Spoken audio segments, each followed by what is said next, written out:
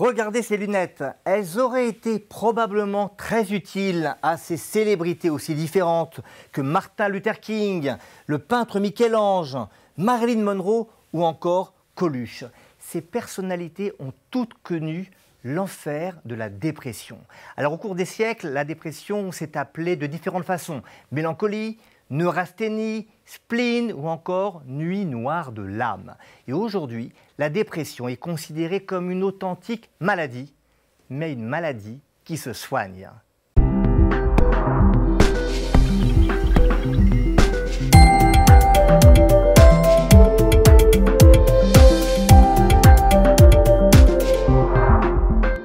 Bonjour Pierre. Bonjour. Professeur Geoffroy. Bonjour Jocelyn. Bonjour. Professeur Wénou. Vous êtes tous les deux psychiatres. Il y a un autre terme, le terme Black Dog, qu'on a vu émerger pour décrire la dépression. Pourquoi Black Dog ? Effectivement, Churchill, le Premier ministre britannique de la Seconde Guerre mondiale, connaissait des phases de dépression et en bon écrivain, il les a décrites comme son chien noir ou Black Dog, ces épisodes de dépression, à tel point que des instituts maintenant portent ce nom, Black Dog. Et on voit parfois la statue de Churchill devant des instituts, des cliniques. Des hôpitaux psychiatriques britanniques. Psychiatrique. Alors, je voudrais vous montrer un tableau célèbre du peintre Edvard Munch. Ça vous évoque d'emblée des signes de dépression, hein ? Alors, il est probable que l'artiste ait effectivement voulu représenter la dépression. On peut revoir certains symptômes comme une expression plutôt triste ou en tout cas pauvre, avec quelqu'un qui est isolé, replié sur soi, peut-être replié sur ses ruminations. Alors, ce qu'il faut rappeler d'emblée, c'est que la dépression, c'est un ensemble de symptômes qui vont s'associer, durer dans le temps et vont avoir un retentissement fonctionnel particulièrement important. Alors, on va justement vous parler de ces symptômes de dépression, ceux-là. Et vous allez voir qu'il y en a bien d'autres. On va aussi parler des traitements, et notamment des traitements les plus innovants. On parlera aussi d'une forme peu connue de dépression, la dépression saisonnière. Et bien sûr, on vous donnera tous les conseils pour éviter la dépression ou pour prévenir les rechutes. Et on va commencer en écoutant ces quelques mots de cette personne, des mots très éclairants. Et je trouvais que mes idées devenaient floues, j'ai commencé à perdre confiance en moi. Et en fait, je ressentais comme de plus en plus un vide intérieur qui en fait me poussait à m'isoler. Alors cette patiente qui a consulté aux hôpitaux Robert Schuman décrit quelques-uns des symptômes de cet état dépressif.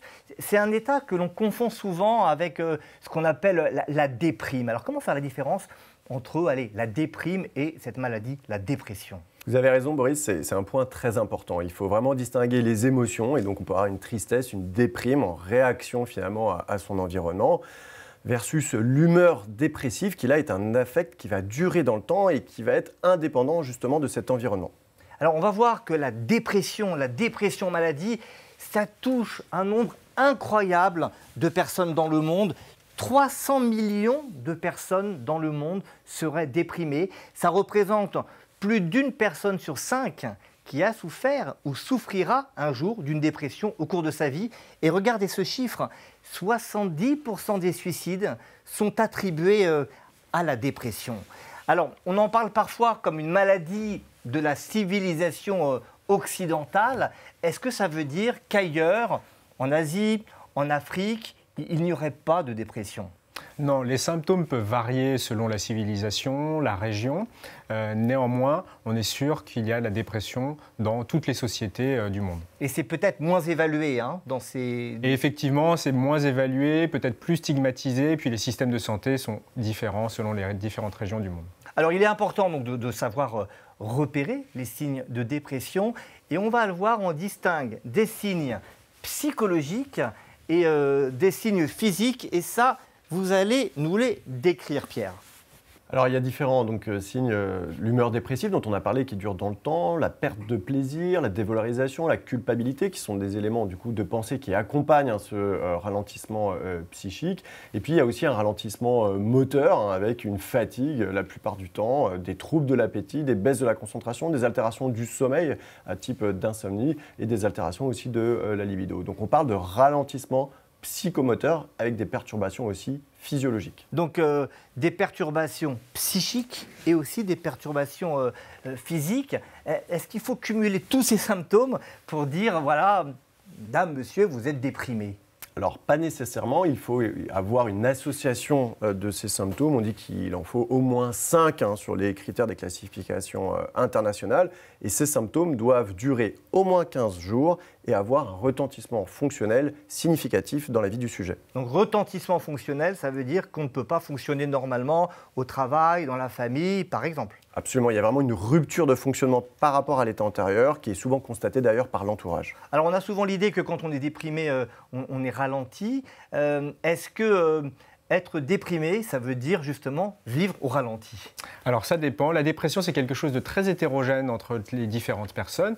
Donc effectivement, typiquement, comme décrit précédemment, les sujets sont ralentis physiquement et psychiquement, mais au contraire, certains sujets vont être très anxieux et accélérés au contraire physiquement et psychiquement. Pareil pour le sommeil, des patients déprimés qui vont moins dormir et d'autres patients qui vont beaucoup dormir. D'où l'importance de consulter quelqu'un, un médecin, pour savoir si on est déprimé ou non déprimé, y compris quand on est hyperactif. Effectivement, la dépression peut toucher tout le monde, même si on a l'air hyperactif. Alors, la dépression, c'est une maladie qui est connue depuis longtemps, depuis l'Antiquité. Écoutez ça, Hippocrate attribuait la cause de la dépression à un excès dans le corps d'une bile noire. D'ailleurs, en grec, mélancolie, ça veut dire bile noire. Et puis au Moyen-Âge, la dépression se retrouve chez des moines. Regardez ce tableau avec un terme qu'on appelait l'acédie. Alors dites-moi, ils étaient en dépression, ces moines tous ? Alors, c'est difficile de dire. C'est vrai que sur ce tableau, en plus, il y a un petit diablotin qui semble bien taquin, donc ça ne doit pas être très sympathique. Mais probablement que les conditions de vie de ces moines-là, l'isolement, une vie très restrictive, sont des facteurs déclenchants, ou en tout cas qui pourraient précipiter l'expression d'une vulnérabilité dépressive chez des sujets prédisposés. Alors, quand on dit qu'on est en dépression, on dit qu'on voit tout en noir, ça a des conséquences concrètes dans le cerveau. On va voir avec vous, Jocelyn, précisément, justement, qu'est-ce qui se passe dans le corps, dans le cerveau pour en arriver là ? Alors effectivement, chez les sujets qui souffrent de dépression, le traitement des émotions est perturbé et effectivement, ils voient tout avec une sorte de filtre noir, de voile noire devant les yeux. Et effectivement, ça se passe en particulier dans le cerveau, dans une zone à l'intérieur du cerveau qui s'appelle l'amygdale, à ne pas confondre avec... oui, c'est pas ce qu'on a dans la gorge. Dans la gorge, exactement. Bon, vous voyez là, un cerveau très solide. Donc, c'est une zone qui est située effectivement à la face interne de ce qu'on appelle le lobe temporal, ici. Donc, l'amygdale et l'hippocampe sont impliqués dans la régulation des émotions, la régulation automatique des émotions. Et chez les sujets qui souffrent de dépression, cette amygdale va être trop active. Et comme elle s'occupe en particulier des émotions négatives, de la peur, de l'anxiété, etc., les sujets vont avoir un voile noir devant les yeux. Le cortex préfrontal, là en avant du cerveau. On va montrer à la caméra le cortex préfrontal, c'est devant. C'est devant, qui est censé justement moduler l'activité de l'amygdale. Chez les sujets qui souffrent de dépression, va être hypoactif et va avoir du mal à contrôler cette hyperactivité de l'amygdale. Vous nous avez montré ce qui se passe sur le plan anatomique. On va voir encore mieux. Venez avec moi, Jocelyn, des images d'IRM fonctionnelles. Là, on ne voit pas seulement l'anatomie du cerveau, mais on voit comment il fonctionne, et notamment en cas de dépression. Commentez-nous ces images. Alors effectivement, pendant le traitement d'une émotion, le sujet qui souffre de dépression va ici hyperactiver, là dans ces régions en rouge et en jaune, l'amygdale et l'hippocampe. Et le cortex préfrontal qui est situé ici va avoir du mal à influencer via ses connexions l'hyperactivité de l'amygdale et de l'hippocampe. Donc il se passe vraiment des choses chimiques à l'intérieur du cerveau et on peut encore l'illustrer avec ces images avec des neuromédiateurs, des synapses. Là encore, il nous faut vos éclairages. Alors effectivement, donc là on a la terminaison d'un neurone et ici un autre neurone. Et donc pour communiquer, les neurones utilisent entre autres ce qu'on appelle des neurotransmetteurs comme la sérotonine pour délivrer des messages. Dans le cerveau des sujets déprimés, en simplifiant, il y a moins de sérotonine qui va être libérée ici dans cet espace qu'on appelle la fente synaptique qui permet la communication entre neurones. Donc vous nous parlez, on va se rasseoir, des neurotransmetteurs, hein, ce sont ces substances chimiques qui transmettent de l'information, noradrénaline, sérotonine, dopamine, donc ces dysfonctionnements de ces neurotransmetteurs à l'origine de la dépression.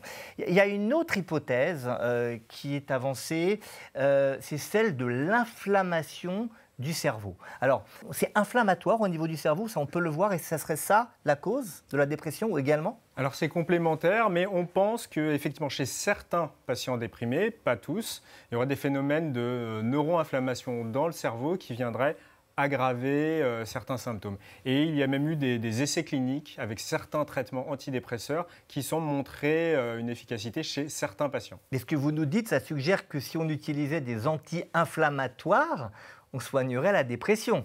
Alors les anti-inflammatoires, il y a des effets indésirables aux anti-inflammatoires. Aujourd'hui, on ne sait pas encore à qui donner des anti-inflammatoires pour tenter de traiter la dépression. Donc pour l'instant, ça reste à l'état de recherche. On n'essaye pas de se traiter avec des anti-inflammatoires pour la dépression.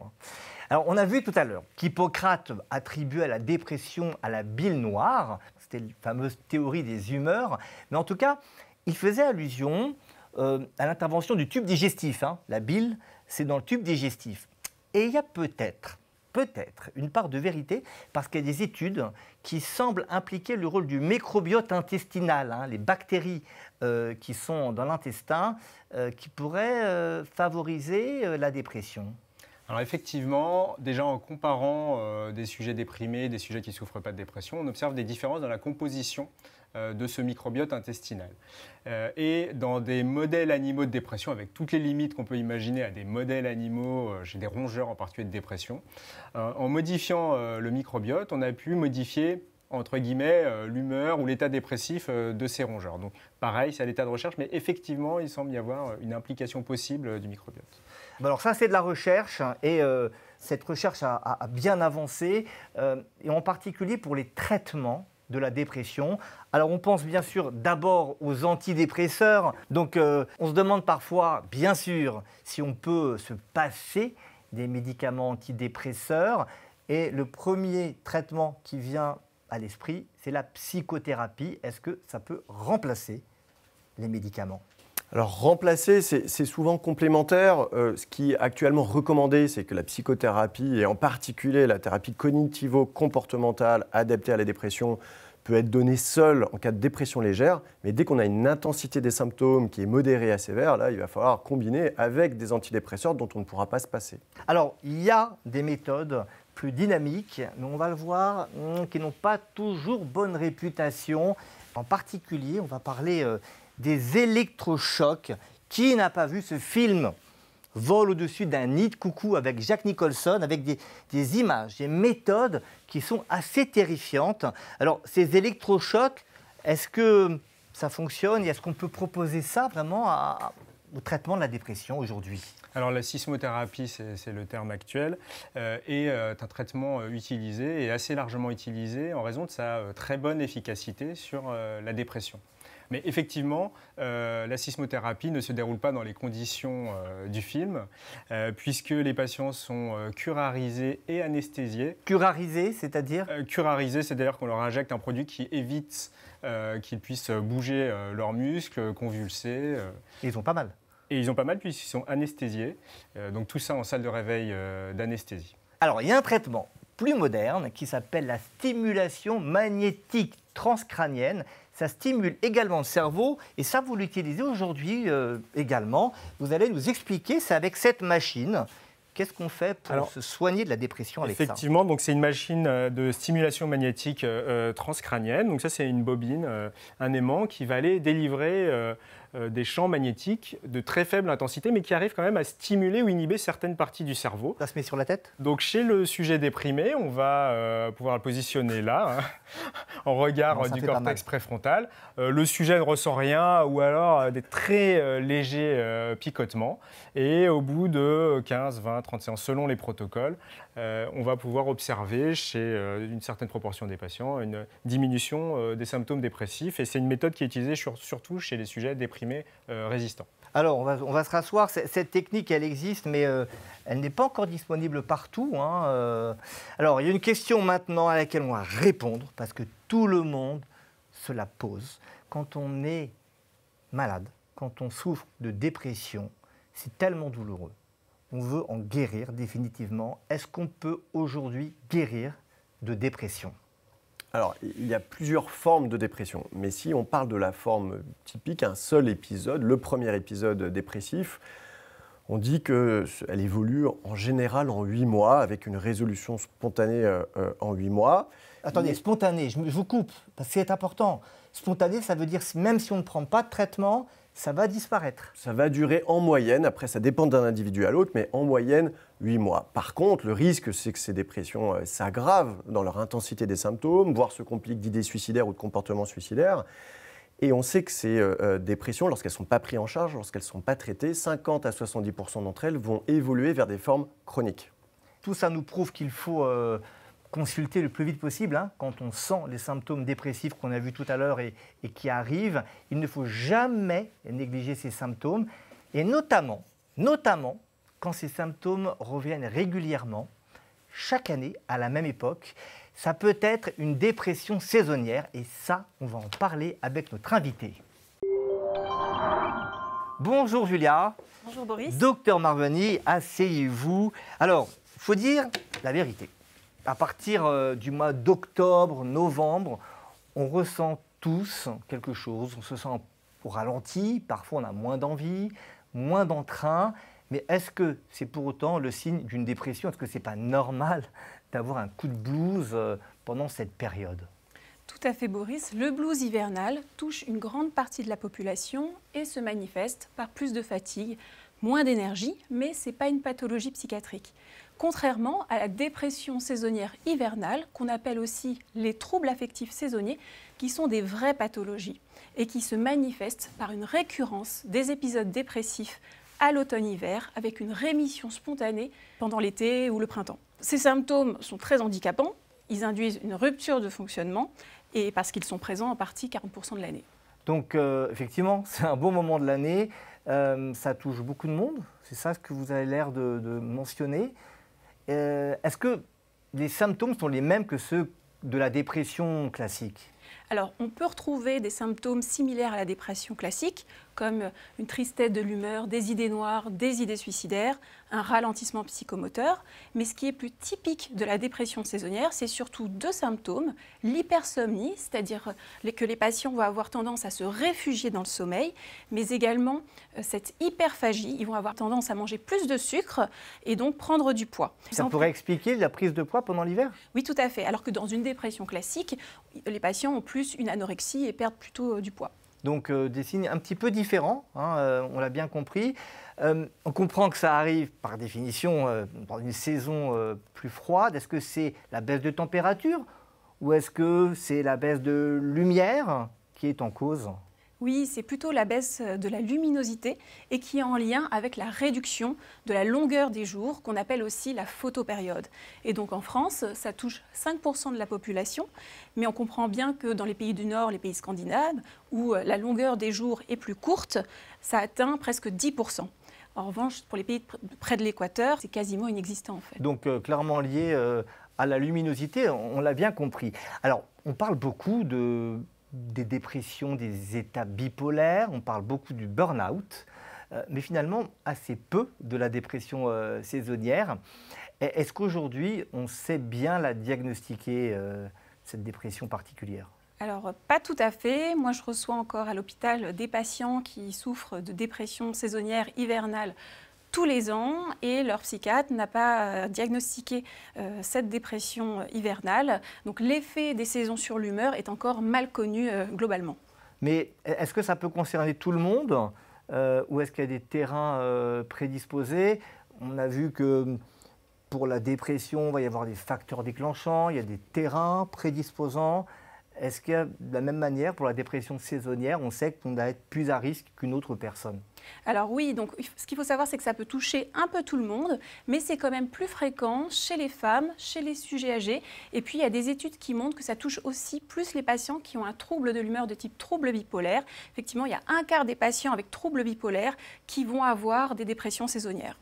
Alors, on a compris que la baisse de luminosité va favoriser cette dépression. On comprend aussi pourquoi certaines personnes passent du temps dans le sud ou sous les tropiques pendant la saison hivernale. Mais est-ce que vous pouvez nous expliquer en quoi la lumière influe sur l'humeur? Alors, la lumière agit positivement sur l'humeur et on commence à bien connaître les voies du cerveau qui sont impliquées dans cet effet positif de la lumière sur l'humeur. Alors, on va regarder justement un schéma qui nous montre des voies de signalisation et ça part de l'œil et plus particulièrement de la rétine qui se trouve au fond de l'œil. Et il y a des voies de signalisation qui vont vers le cerveau. Là, il faut nous dire qu'est-ce qui se passe. Alors, donc, l'information lumineuse va être transmise dans différentes zones du cerveau, déjà au niveau de notre horloge biologique, qui est censée réguler nos rythmes sur 24 heures, donc les rythmes circadiens, mais aussi nos rythmes saisonniers.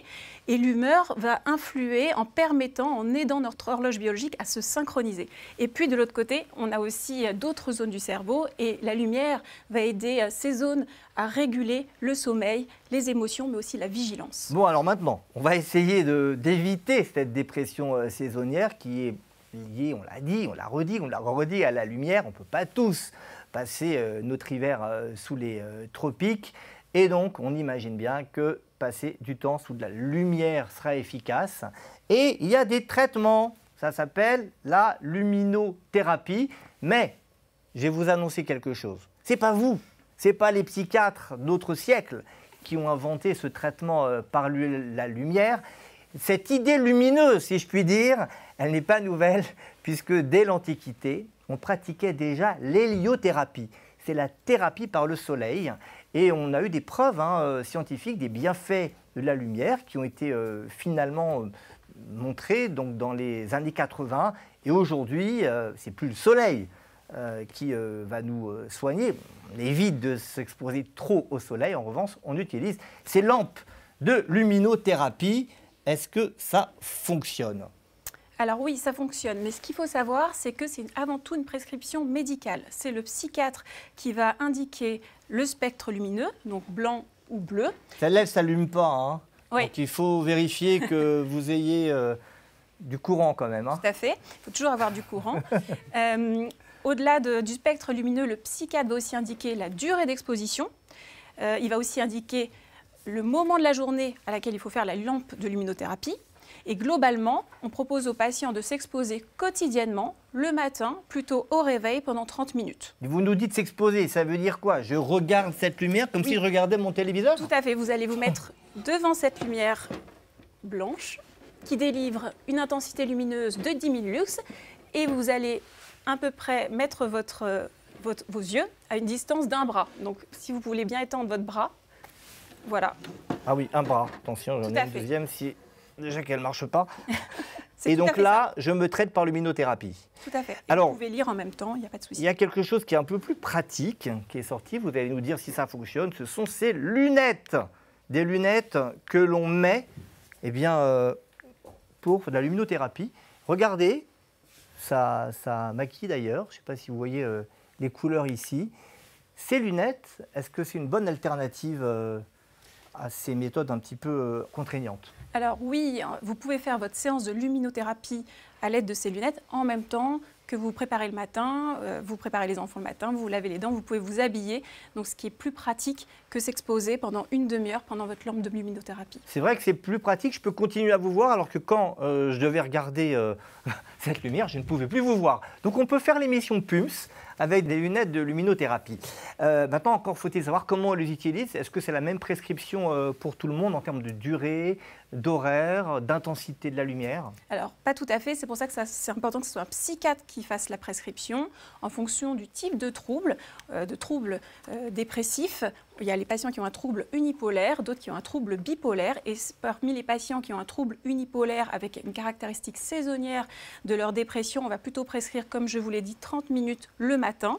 Alors que chez les patients qui ont un trouble bipolaire et qui ont un risque de virage, c'est-à-dire d'excitation sous luminothérapie, ça sera toujours associé à un régulateur de l'humeur et on proposera une augmentation progressive de la durée d'exposition. Ah, parce que ça peut quand même exciter certaines personnes. Et une question encore naïve, quelle différence entre ce type de lumière et les lumières qu'on a là dans un plateau, parce que vous le voyez, c'est très lumineux ici, ça ne suffit pas de regarder des LED là qu'on a vers le ciel? Alors, avec ces lampes de luminothérapie, on sait exactement ce qu'on émet aux patients. Donc ici, on sait que c'est 10 000 lux. Les LED ont des intensités différentes. Et comme je vous l'ai dit, c'est vraiment de la médecine de précision. Alors, combien de temps on peut espérer aller mieux avec une thérapeutique, un traitement par luminothérapie?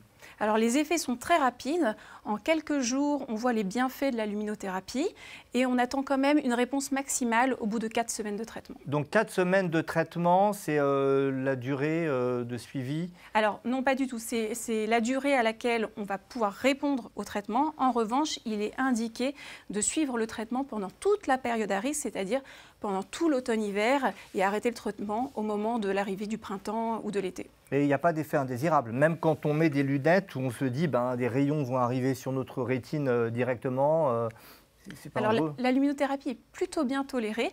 Il y a peu d'effets secondaires. Les patients peuvent se plaindre de maux de tête ou de fatigue oculaire, mais c'est très transitoire. Et il y a peu de contre-indications. Les seules contre-indications, c'est les troubles ophtalmiques, notamment les rétinopathies. Donc il faut évidemment consulter un ophtalmo si on a un doute sur une pathologie au niveau des yeux. Merci beaucoup. Merci Julia. Maintenant, on saura utiliser de la luminothérapie ou consulter si nécessaire, si on souffre de cette dépression saisonnière. Merci beaucoup. On va maintenant retrouver nos experts Jocelyn et Pierre avec une question. Est-ce qu'on peut agir avant de basculer en dépression ou tout au moins de prévenir les rechutes quand on est sujet à la dépression? Alors, on va vous donner plein de conseils très pratiques. Première question, est-ce qu'il y a des mesures préventives? Est-ce qu'on peut éviter la dépression en mettant en place certaines règles? Alors on ne peut pas totalement éviter la dépression, qui fait probablement partie de l'humanité, de la vie humaine. On a tous certaines vulnérabilités et on ne peut pas prévenir tous les événements difficiles de la vie qui peuvent vous précipiter en dépression. Alors on va essayer de détecter les signes avant-coureurs, lesquels doivent nous alerter avant de tomber dans la maladie dépression. Alors, on parle de prodromes, c'est ces signes annonciateurs de la maladie. Parmi peut-être ceux les plus repérables, c'est les altérations du sommeil. Souvent une insomnie qui va être en début de nuit ou des réveils nocturnes ou au contraire un lever matinal trop précoce par rapport à d'habitude.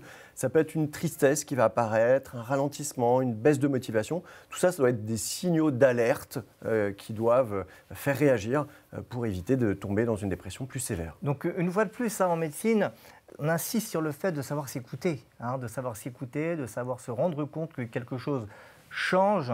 Et quand un changement survient, vous nous dites que ça peut être les prodromes, c'est-à-dire les signes annonciateurs de quelque chose qui va arriver ou qui ne va pas arriver. Absolument, puisqu'en plus ces prodromes dans la dépression peuvent arriver plusieurs mois avant, par exemple les altérations du sommeil, c'est 4, 5, 6 mois avant l'épisode complet. Alors, il y a un certain nombre de règles de base de l'hygiène de vie qu'on va pouvoir vous recommander. Venez avec moi, Jocelyn, on va les décliner avec vous deux. La première chose qu'on voit apparaître, on va voir si c'est du vrai ou du faux, fake news, comme on dit, la consommation d'acides gras oméga 3. Alors effectivement, certaines études semblent suggérer que l'apport en oméga 3 semble diminuer les risques de dépression. Les études sont hétérogènes. L'avantage, c'est qu'il n'y a pas d'effet secondaire. Alors les oméga 3, on en trouve naturellement dans des aliments comme les poissons gras. On voit ici le saumon. Si vous voulez en savoir plus, je ne peux que vous recommander nos autres émissions. On en parle amplement. Il y a une deuxième recommandation qui peut paraître un peu surprenante, c'est l'exercice physique. Parce que ça fatigue l'exercice physique, et vous allez nous dire que c'est utile contre la dépression. Alors effectivement, ça fatigue, mais là, par contre, on est sûr que l'activité physique prévient, traite et permet de prévenir les rechutes de dépression. Il faut quand même du cran, si je puis dire, pour faire de l'activité physique quand on est déprimé, et en particulier dans les formes de ralentissement physique.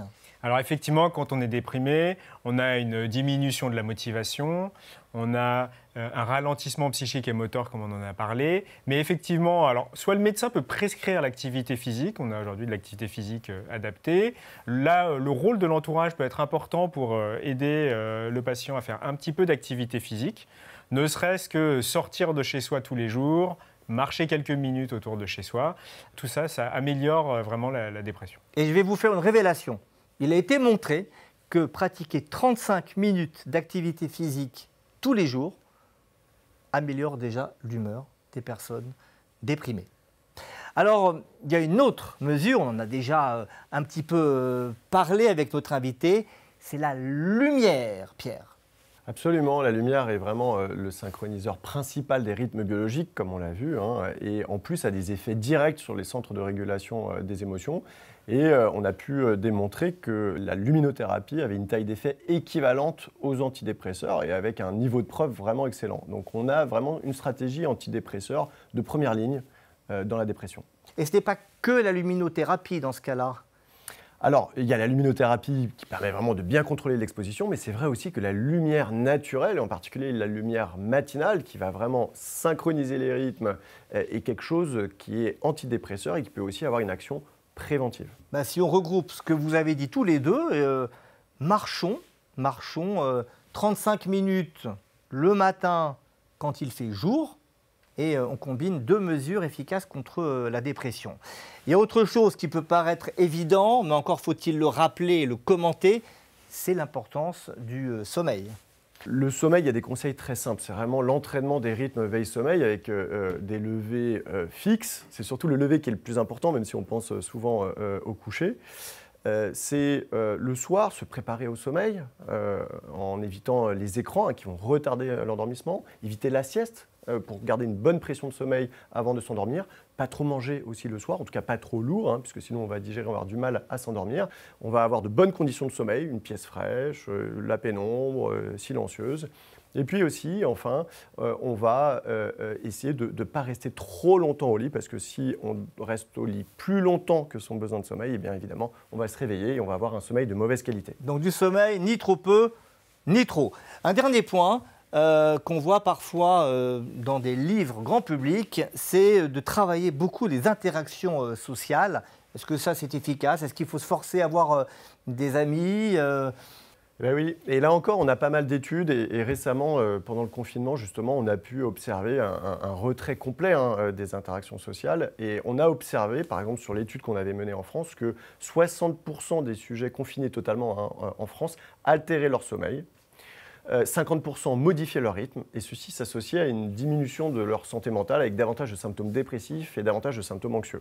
Alors derrière, dans les mesures non médicamenteuses, ce sont les stratégies anti-rumination. Là, vous avez des conseils à donner. Est-ce que ça agit sur les neurotransmetteurs, ça agit sur le cerveau, de se forcer à ne pas ruminer? En tous les cas, de se décentrer des ruminations avec des techniques comme celles qui sont dérivées, par exemple, de la méditation, ont montré une efficacité dans la diminution de l'anxiété, des symptômes anxieux et des symptômes dépressifs. Alors regardez, on va montrer rapidement, même si tout le monde a déjà entendu parler de ces applications multiples et variées qui permettent de se relaxer, de méditer. Et ça, vous les conseillez à vos patients? Alors, tout ce qui est solutions numériques comme ça sont vraiment excellentes. On permet un accès à ces solutions vraiment beaucoup plus large.